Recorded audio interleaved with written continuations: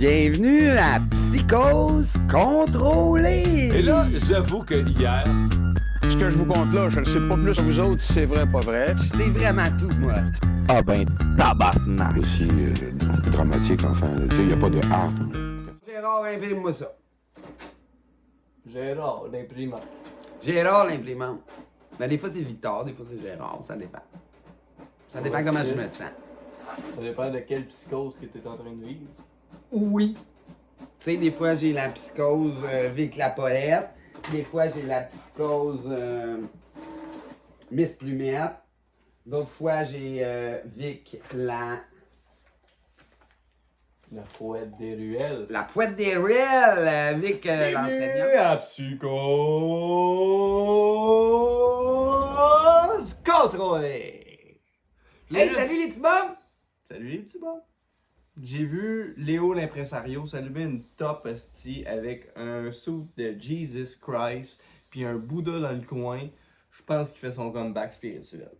Ben, en effet. Écoute, Léo, il a pas parlé depuis qu'il a vu Plumette faire du yoga d'une cage à homard. Pis t'sais, en plus, il a tout juste vu ça d'un œil, c'est déjà quand même un autre niveau. Effectivement. Puis, ça a laissé des séquelles, là, veux pas. L'affaire que j'ai vu dans les nouvelles cette semaine, il y a un tournoi de Scrabble qui a dégénéré à Québec. Ben ouais, esti, Chris de tabarnak, moi j'étais en train de regarder la reprise de l'événement à 15h44 où c'est que le mot bisoun est sorti.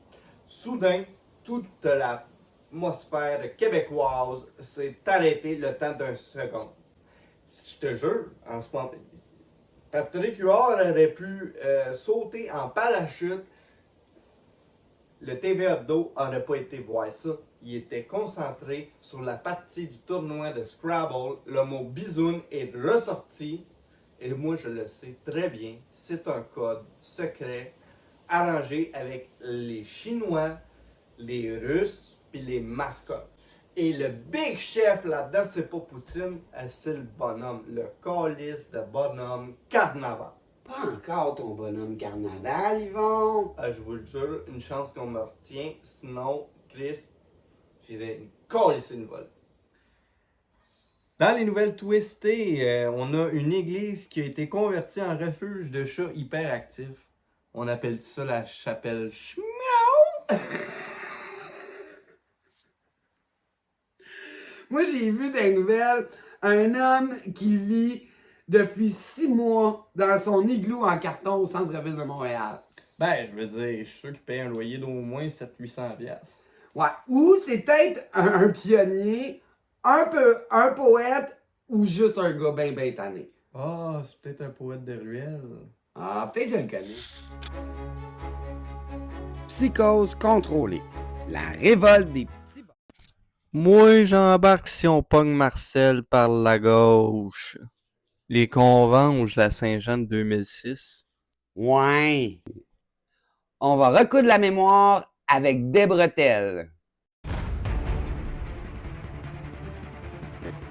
Et c'est ainsi qu'ils partent vers le sud, parce que personne savait où était Marcel Leboeuf. Mais ils savaient qu'il n'était pas prêt pour eux. Pas encore. Je le sens, on est suivi. On est tout le temps suivi, Wayne, par nos traumas.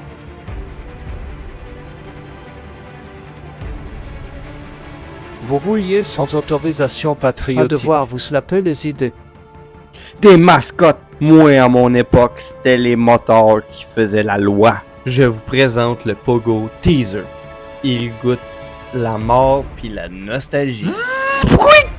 Chris, C'est le moment du slam. Slam!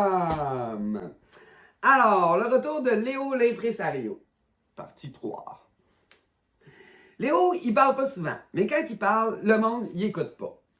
Parce qu'on préfère les punchs au silence, puis les likes au regard. Mais lui, il gratte les vérités dans le sable comme un vieux chien sage. Puis quand il jappe, ça sonne comme un slam de fin du monde. C'est vrai qu'il est assez anarchiste. Moi, j'ai entendu qu'aux dernières élections, Léo, il a voté pour Éric Duhaime. Non.